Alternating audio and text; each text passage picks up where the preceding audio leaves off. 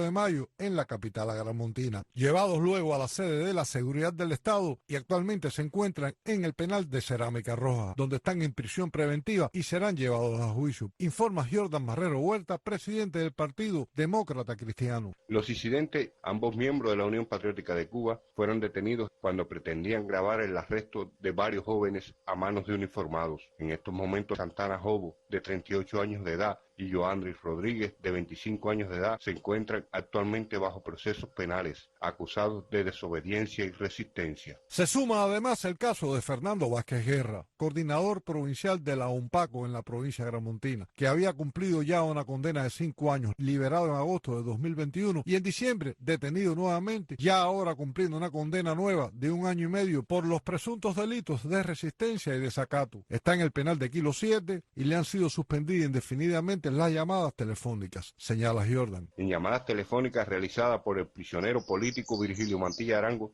conocimos que el Departamento de la Seguridad del Estado ordenó que se le mantuviera restringidas las llamadas telefónicas al preso político Fernando Vázquez Guerra. El luchador y defensor de los derechos humanos está cumpliendo una condena en la prisión de Kilo 7, destacamento número 9. Y finalmente el activista y colaborador del Observatorio Cubano de Derechos Humanos, Alexis Sabatella Ugarte, cumpliendo 9 meses de condena por desacato. Fue detenido cuando investigaba con los familiares la situación de los presos por el 11J en Camagüey. Sabatella Ugarte ya cumple 3 meses en celda de castigo y sin medicamentos en la prisión de Kilo 9, castigado por las autoridades del penal por denunciar las pésimas condiciones que enfrentan los reos en el centro penitenciario. El prisionero político Alexis Sabatella Ugarte permanece en una celda de castigo, privado de sus pertenencias personales y viviendo en condiciones infrahumanas por denunciar las torturas que los militares de la prisión Kilo 9 cometen contra los reos comunes, las medidas impuestas por el Departamento de la Seguridad del Estado contra los prisioneros políticos van más allá de lo que pueda soportar los seres humanos. Tomás Cardoso, Radio y Televisión Martí. En Ecuador, la Confederación de Nacionalidades Indígenas exigió al gobierno que ponga fin al estado de excepción que rige en 6 provincias del país y que cese la represión a las protestas, medidas que propiciarían un proceso de diálogo con el presidente Guillermo Lasso. En un pronunciamiento, el líder de la Confederación y promotor de la movilización, Leónidas Issa, dio respuesta así al ofrecimiento para iniciar un proceso de diálogo con el gobierno, auspiciado por organizaciones de la sociedad civil como la Iglesia Católica, al que Lasso ya ha aceptado asistir. Hasta aquí las noticias. Les informó Jorge Orellana.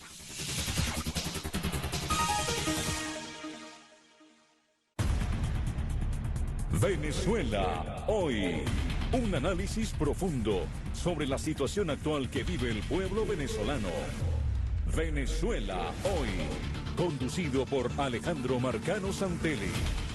Hola, ¿qué tal amigos? Gracias por estar nuevamente con nosotros. Les saludamos desde los estudios de Radio Martí, Alejandro Sayas Bazán en la producción del espacio, Tony Simmons en los controles técnicos y este servidor llevándoles este espacio Venezuela hoy. Analizando el tema de Colombia, los resultados electorales en el vecino país, las lecturas que se tienen de un lado y de otro. Habíamos invitado en esta oportunidad a quien le hizo la campaña a Gustavo Petro aquí en Miami, a Jaime Yáñez, por cierto colega, no pudo, pero vamos a intentarlo la semana que viene. Sin embargo, en mi panel hoy tengo a Leandro Gasco, periodista desde Argentina, y tengo a Negar Granado, abogado, en quien nos acompaña. Negar, comienzo contigo. Hay mucha expectativa, hay mucho miedo por algunos sectores. Nosotros estuvimos en Martí en la cobertura del domingo, recorriendo los centros electorales, en Kendall, en el consulado ubicado en Coral Gables, y vi a mucha gente llorando por el triunfo de Gustavo Petro. ¿Qué representa Gustavo Petro? Incluso venezolanos colombianos. ¿Por qué crees que hay tanto sentimiento de rechazo al nuevo presidente electo en Colombia? Gracias, Alejandro. Para mí un placer acompañarte. Lo primero que tenemos que entender es la polarización política que se está viviendo actualmente en Latinoamérica. Vemos cómo los colombianos están asimilando el triunfo de Petro a el triunfo de Hugo Chávez en Venezuela en el año 98. De alguna u otra forma hay una campaña que los medios de comunicación han dado la tarea de hacer las similitudes y se hasta criticó en algún momento una pancarta que apareció en Colombia donde ellos no supieron elegir, hagámoslo nosotros como es debido. refiriéndose un poco a la situación de la elección de Petro en Colombia y lo que hicimos los venezolanos en su momento en Venezuela, cuando elegimos a Hugo Chávez y posteriormente a Nicolás Maduro. Lo primero que tenemos que entender es que esta polarización lleva a que el continente suramericano, Latinoamérica, se vea hoy en día con más gobiernos socialistas de izquierda que con gobiernos democráticos de derecha. Tendremos que entender de que Brasil es el bastión actualmente de la derecha latinoamericana, pero si nos vamos al mapa como tal, Venezuela, Colombia, Perú, Argentina, Chile, son países que han sumado a su política al socialismo. Adicional a eso, debemos de entender también de que estos gobiernos no generan ningún tipo de estabilidad desde el punto de vista económico ni político. La bolsa de valores de Colombia cayó vertiginosamente el día de ayer, subió el precio del dólar con respecto al peso colombiano, y hoy se refleja eso en Venezuela. El dólar en Venezuela amaneció hoy a 5.71, cuando hasta el día de ayer estaba en 5.15, 5.30, lo que significa que esto pudiera generar una desestabilización aún mayor en Latinoamérica. Bueno, esa es la lectura de Negar Granado, analista político, abogado. Me voy a Argentina con Leandro Gasco, periodista. Alberto Fernández va a ser aliado. Estados Unidos, por cierto, también ha tenido una conversación de 20 minutos reconocida por Anthony Blinken, y Gustavo Petro la mencionó. Dice textualmente: Petro, he mantenido una conversación telefónica durante 20 minutos con el secretario de Estado estadounidense, Anthony Blinken. Me expresó sus congratulaciones por nuestra elección y dialogamos sobre el proceso de paz y las acciones contra el cambio climático en nuestro continente. Pero todos los presidentes lo han felicitado, incluso esperan que haya un trato especial. Colombia es el principal aliado fuera de la OTAN de Estados Unidos, pero es un aliado de todos en el continente. Incluso ya se habla del restablecimiento de relaciones rotas desde 2015 y completamente rotas cuando Estados Unidos reconoció a Guaidó en 2019. Pero bueno, son nuevos tiempos. ¿Cómo se ve desde Argentina, Leandro? Bueno, visto por el gobierno, con la tendencia que tiene el gobierno, mira, cuando asume alguien en algún otro estado que claramente es comunista o izquierdista, bueno, los mandatarios que siguen la misma ideología lo celebran, ¿no? Pero a mí me parece preocupante en medio de la comunización que estamos viviendo, preocupante porque los prontuarios, yo no creo que deba limpiarse o que pueda limpiarse. Entiendo que la gente, el pueblo, a veces desesperado porque le prometen que se va a estatizar todo, que la estatización va a mejorar la economía y todas esas cosas, ¿no? Por ahí dicen, están sobrevolando en Colombia los fantasmas de Chávez y de Fidel Castro. Bueno, es probable, yo no sé.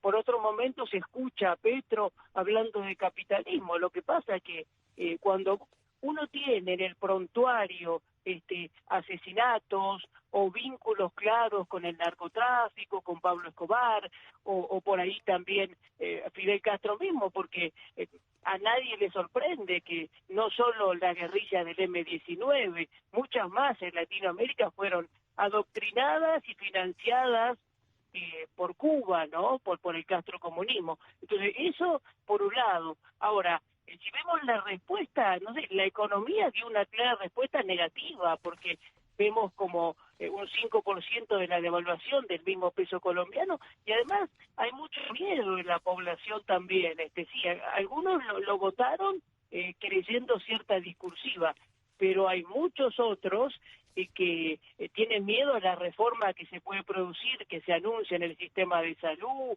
o en el tema de las pensiones. No sé, me parece preocupante también el tema de las hidroeléctricas o del petróleo, ¿no? Y también de el poner impuestos a la producción y a las empresas privadas. Sabemos qué persiguen este tipo de gobiernos. Es cierto también que Brasil queda como una perlita y, bueno, ya si tenemos la desgracia de que llegue Lula a Brasil, tendremos el foro de San Pablo completo y y el nuevo orden mundial comunista, no sé, bajo sus garras. No sé qué nos espera. Ojalá que no sé, la libertad vuelva y el bien vuelva, porque yo no veo nada claro de todo esto, veo más oscuridad. Es difícil describirlo. Fíjate cómo te ha costado, que tú tienes un verbo muy suave, muy fácil, describir realmente lo que viene, porque además no somos adivinos y no estamos en manos de, simplemente nosotros nos toca narrar y describir la política. Negar Granado, vuelvo contigo, aquí en Miami, abogado, analista político. Negar, fíjate que es difícil avisorar, porque en su campaña, si bien sabemos que es un cambio histórico que se produce en Colombia, es el primer gobierno de izquierda, una izquierda que además muchos colombianos, porque fue un resultado cerrado, a pesar de los 700.000 votos de diferencia que conquistó el actual presidente electo, pues los que votaron, los que participaron, estaban divididos. Mucha gente de ellas que votó en contra de él, por la otra opción, Rodolfo Hernández, lo hizo pensando que la izquierda está asociada a las guerrillas, a esos grupos irregulares que mataron a policías, que asesinaron a familiares, que secuestraron a niñas y convirtieron al país en un lugar donde vivir se hacía casi imposible. De hecho, obligó a una migración colombiana, una diáspora que huía de eso. Y para ellos eso representaba votar por Gustavo Petro. Pero ahora, cuando Petro se desmarca de Chávez en su campaña, se deslasta de Piedad Córdoba, que además aliada de castro venezolanismo, no sé cómo definirlo, así le dicen algunos analistas. ¿Puede ser sincero realmente que tenga un plan alejado de lo que representó esa promesa que hizo Chávez en alguna oportunidad, que al final se revirtió y arruinó completamente un país, tanto que obligó, y perdona la pregunta, la disertación tan larga, ¿no? ¿Qué dices tú, que eres quien debes hablar en este espacio? Fíjate, lo primero que tenemos que entender, Alejandro, es que todos estos dictadorzuelos llegan por la vía del voto, llegan legitimados, son electos por el pueblo. Lo mismo pasó con Hugo Chávez, lo mismo pasó con Daniel Ortega en Nicaragua. Entonces, debemos hoy en día entender de que no se aclara la política que pueda tener Petro, si sea una política de buena voluntad, si sea una política de verdad de mantener la institucionalización en Venezuela, perdón, en Colombia, que las instituciones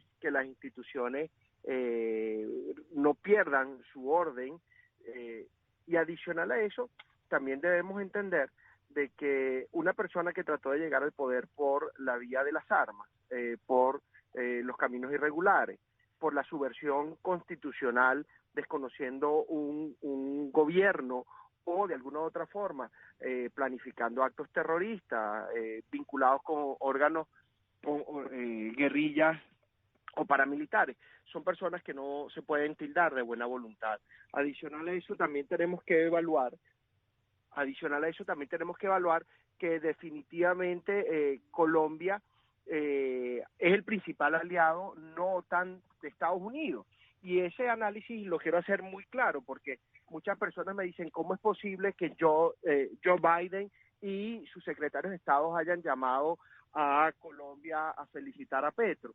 Definitivamente, mientras Petro no demuestre lo contrario, mientras Petro no haga su primera agenda que se considere que sea una agenda violatoria de derechos en Colombia, que sea una agenda pro guerrilla, vinculada al narcotráfico, que sea una agenda donde se presuma que se va a instaurar el comunismo o el socialismo, todos los gobiernos por políticas diplomáticas deben felicitar al presidente electo que consiguió su elección por vía constitucional, por la vía del voto. Pero definitivamente también tenemos que entender de que hoy en día todos los ojos están puestos sobre Colombia porque pudiera repetirse la historia de Venezuela. Bueno, se repite la historia de Venezuela, ¿y qué va a pasar con Sudamérica, que es el principal patio donde migran los venezolanos hacia el sur? Les es mucho más fácil, dentro de todas las dificultades que pueda representar, porque salen por la frontera de Colombia y siguen caminando hacia Argentina. Otros son más arriesgados y los vemos cruzando a la frontera sur de Estados Unidos. Pero, ¿qué va a pasar con esa gente que escapó, que huyó? que se las vio mal, incluso aquel colombiano que huyó de esas guerrillas que yo describí hace unos instantes y se fue a Venezuela, construyó familia, hizo vida y se regresó a vivir en una Colombia que se había estabilizado en los últimos años. ¿Cómo se presenta el panorama para el ciudadano de a pie, Leandro Gasco? Bueno, en el caso de Argentina, pese a todo, sigue siendo un país rico por el campo y por la producción y desde luego recibe de brazos abiertos a todo aquel que llegue a este país.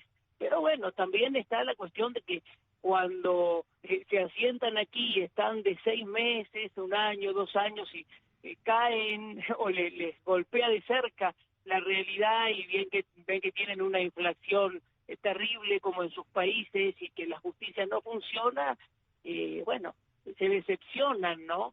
Entonces, los gobiernos, a ver, socialdemócratas, vamos a decir, porque ya es hasta difícil dar una definición concreta, pero en esencia, que hacen honor a la corrupción y que tienen problemas serios de justicia, terminan involucrando la vida diaria de todos, porque además tienen un desmanejo claro en la economía, ¿no? Producto de el solo beneficio de sus intereses, ¿no? Cuando acá se habla de casta política.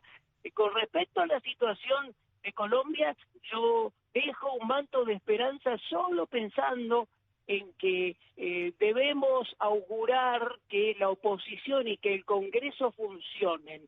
Se está hablando de que Petro tendría a su favor un 35% de la Cámara de Representantes.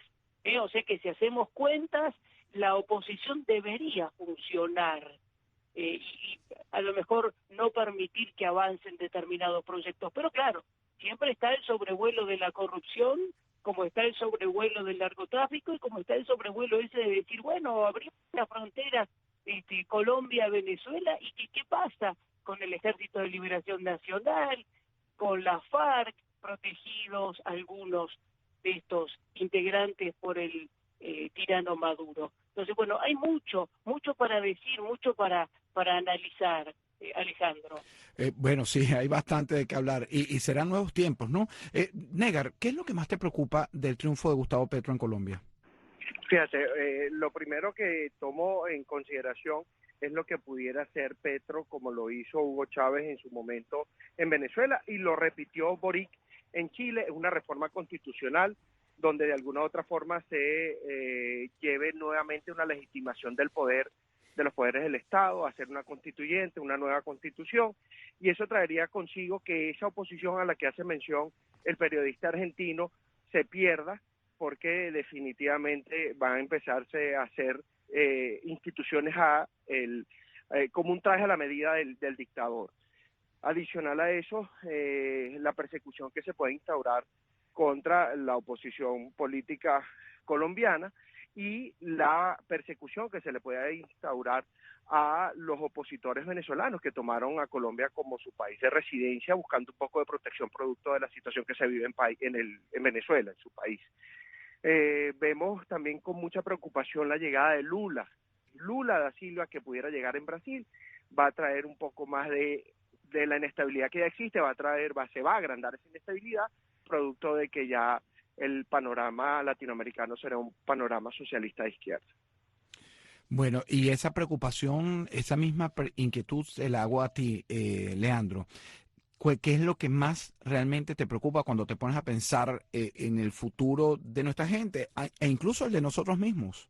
No, me preocupa todo, me preocupa la economía individual de cada uno de nosotros, me preocupa la justicia, porque en Argentina como en otros lugares parece que haber asesinado tiempo atrás nos da un carnet o un permiso para ser mejores políticos, y si tenemos a alguien como el mismo sindicalista José Raquel Mercado Martínez, asesinado por el M-19 décadas atrás, en Colombia, bueno, si parece que el tener prontuario es un beneficio para la política, ¿no? Y el tener causas de corrupción también son un beneficio. Y cuando no hay justicia, la falta de justicia es lo peor que nos puede pasar y lo que más nos debe preocupar, porque en nuestra familia mañana hay un accidente, uno va a un hospital y pasa algo y no hay justicia. Y eso está magnificado a nivel Estado o gobierno. Entonces, la justicia es lo que más me preocupa y la economía también, que la estamos sufriendo, y la destrucción completa de las clases medias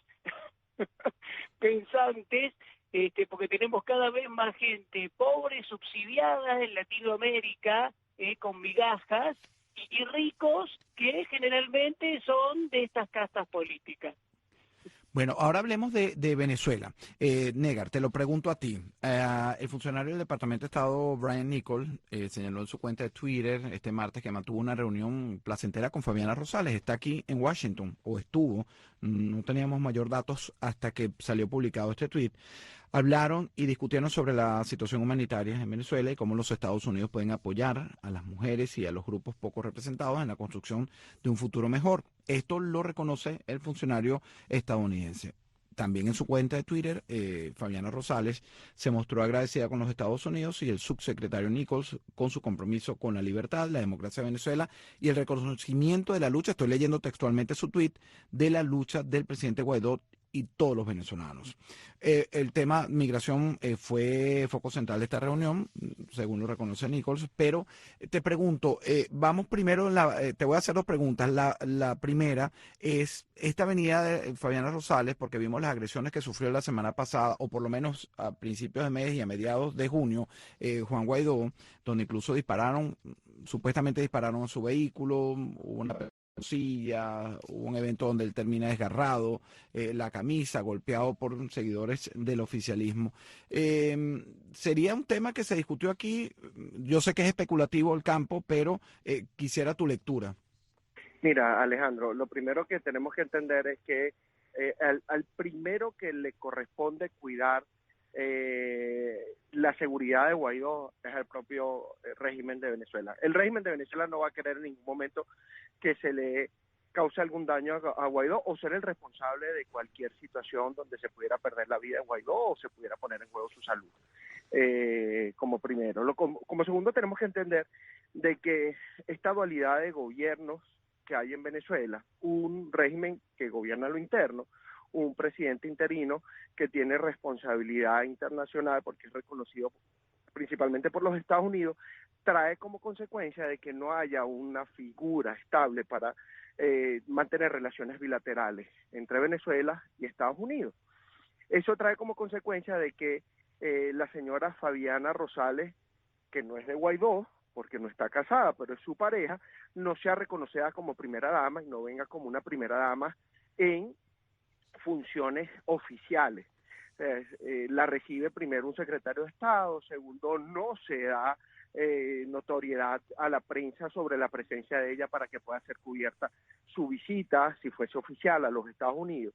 Y lo más importante de esto es que los temas migratorios que afectan poderosamente a Venezuela no terminan de ser claros. Y digo esto porque el propio Carlos Vecchio, que es reconocido como el embajador de Venezuela en los Estados Unidos, Carlos Vecchio pidió al Departamento de Estado, por decir algo, la renovación del TPS para los venezolanos por un tiempo de 18 meses nuevamente, y el Departamento de Estado al día de hoy no se ha pronunciado sobre esa renovación.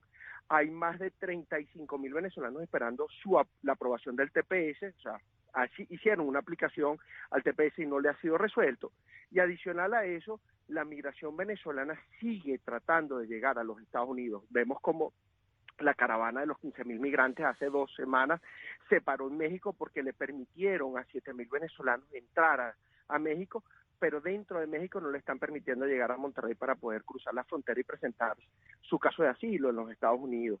El propio secretario de Seguridad Nacional dijo que las fronteras no estaban abiertas, que por favor los migrantes no vinieran. Y a lo último tenemos que entender que la migración venezolana es una migración por necesidad, es una migración por persecución política, por persecución económica, es una migración porque no están dadas las condiciones para que un venezolano se mantenga en Venezuela y pueda vivir dignamente. Bueno, te oigo y me deja como un desazón, porque realmente hay mucha gente sufriendo, hay mucha gente que tiene esperanzas de conseguir algo mejor en la región y el giro preocupa a los analistas y ojalá que le deseamos todo lo mejor al pueblo colombiano y que no se repita la historia ni de Cuba ni de Venezuela. Apostemos por ello y yo particularmente se lo pido a Dios. Leandro, fíjate, tú en una oportunidad me comentaste de la pobreza, y eso es evidente, pero te lo pregunto a ti porque lo vives, eres argentino, esa es tu patria. La pobreza de la nación austral es rampante, hay un 50% que vive miserablemente.